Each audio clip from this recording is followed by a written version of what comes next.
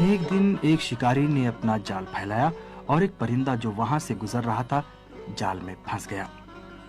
شکاری شکار کر کے بہت خوش تھا اور جیسے ہی اس نے اسے ذبح کرنا چاہا، پرندے نے اس سے کہا، میں بہت کمزور اور لاغر ہوں، تم تو گائے اور بکرے کا بھی گوشت کھا کر سیر نہیں ہوئے، تو میرے گوشت سے تمہیں کیا لذت اور ذائقہ ملے گا؟ اگر تم مجھے چھوڑ دو گے تو میں تمہیں 3 چیزیں سکھا دوں گا جس سے تمہاری زندگی بدل جائے گی۔ شکاری نے تھوڑی دیر کچھ سوچا اور پھر کہا، ٹھیک ہے، یہ پرندہ تو بہت ہی چھوٹا ہے، لیکن اگر اسے چھوڑ دوں تو مجھے اور کیا ملے گا؟ اگر اس کے گوشت کو بھون کر کھا لوں تو کچھ نہ ہونے سے بہتر ہی ہے۔ اسی لیے اس نے پرندے کی باتوں میں نہ آ کر کہا، تو مجھے بیوقوف بنانا چاہتا ہے تاکہ میری قید سے بھاگ نکلے؟ بھلا ایک پرندہ مجھے کچھ سکھا سکتا ہے؟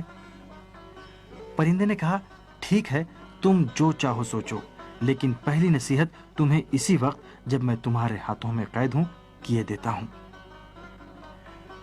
مگر دوسری نصیحت اس وقت کروں گا جب درخت کی شاخ پر ہوں گا، اور تیسری نصیحت اس وقت کروں گا جب آسمانوں میں پرواز کروں گا۔ اگر پہلی نصیحت تمہیں اچھی نہ لگی تو تم مجھے حلال کر کے کھا جانا۔ یہ بات سن کر شکاری نے کہا کہ ٹھیک ہے، میں تمہاری بات مان لیتا ہوں۔ پرندے نے کہا، پہلی نصیحت یہ ہے کہ کبھی بھی کسی محال چیز پر یقین اور بھروسہ مت کرو۔ شکاری کو پرندے کی یہ نصیحت بہت اچھی لگی اور اس نے اسے رہا کر دیا۔ پرندہ اڑ کر درخت کی شاخ پر بیٹھ گیا، پھر بولا، کبھی بھی گزری ہوئی چیز پر افسوس مت کرو۔ شکاری کو پرندے کی ذہانت اچھی لگی اور بے صبری سے تیسری نصیحت سننے کا انتظار کرنے لگا۔ پرندے نے کہا، اے شکاری، میں نے تجھے جھانسا دے دیا ہے۔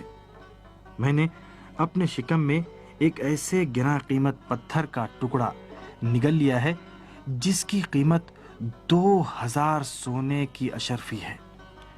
اگر تم مجھے حلال کر دیتے تو یہ قیمتی پتھر تمہیں مل جاتا۔ تم نے اپنے ہی پیر سے اپنی قسمت کو ٹھوکر مار دی۔ یہ سن کر شکاری نے ہاتھ اپنے سر پر مارا، حسرت اور افسوس کے ساتھ اپنے سر کے بال نوچنے لگا، اور جب وہ تھوڑا سا ہوش میں آیا تو پرندے سے کہا کہ اچھا، تم کم از کم آخری نصیحت تو مجھے کرتے جاؤ۔ پرندے نے کہا، تم کس قدر بھولے اور زود باور ہو، کیا تم نے میری پہلی دونوں نصیحتوں پر عمل کیا جو اب تیسری نصیحت سننے کے منتظر ہو؟